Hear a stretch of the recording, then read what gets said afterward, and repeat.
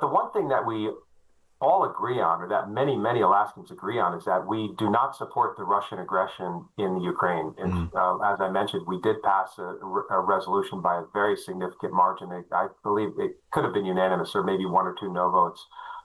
So Alaskans don't support that. I think that, by Alaska standards, it'll be a fairly large protest because people are not happy with that invasion, and people are not happy with President Trump. A lot of the things that he's done, his policies have been very damaging to Alaska. President Trump will be holding talks with European leaders tomorrow. That's ahead of Friday's meeting between President Trump and Vladimir Putin in Alaska, where they'll discuss efforts to end the war in Ukraine.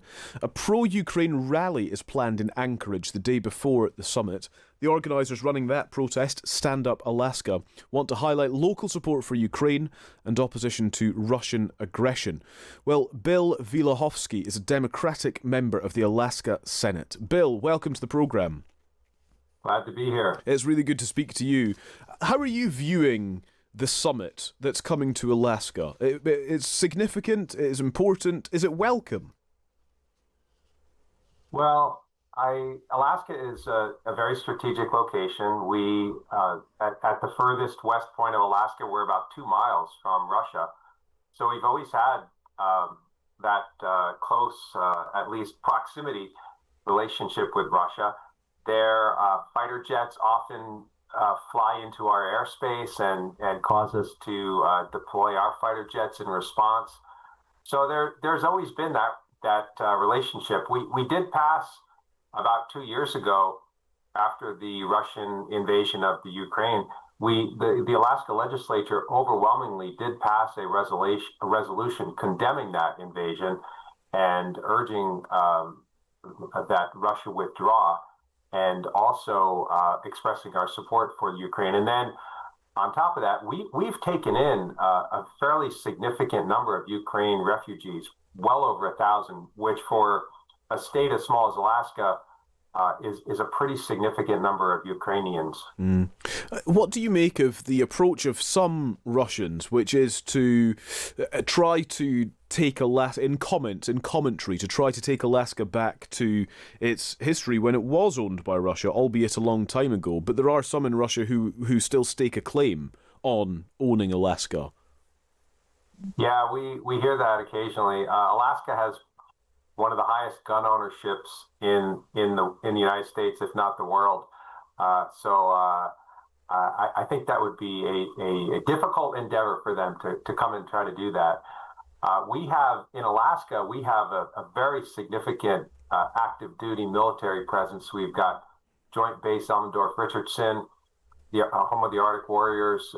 We've got a number of military bases all across Alaska. And we've also got missile defense system here that's probably the largest in the United States, one of the largest for sure, to protect our nation here. So we're well armed, and I think most Alaskans sort of take that with a grain of salt when we hear things like that. It's interesting that you immediately point to how well armed Alaska is, highlighting that you are prepared to defend yourself if Russia was to become aggressive. Oh, absolutely. Absolutely. I don't think it would ever happen, but, we personally well armed and militarily well armed here in Alaska. Yeah. What do you make then of this protest, Stand Up Alaska, to highlight local support that you've mentioned as well, opposition to Russian aggression? How big a protest is this likely to be? Will it be significant? Will it register for Putin, or is it something that is likely to be kept out of his eye line? Well, we're still not sure where the meeting will be between President Trump and Putin. We don't know where it will be. It could be, our guess is that it will be somewhere in the Anchorage area. It'll probably be on a military base, which the public does not have access to. That's just our speculation.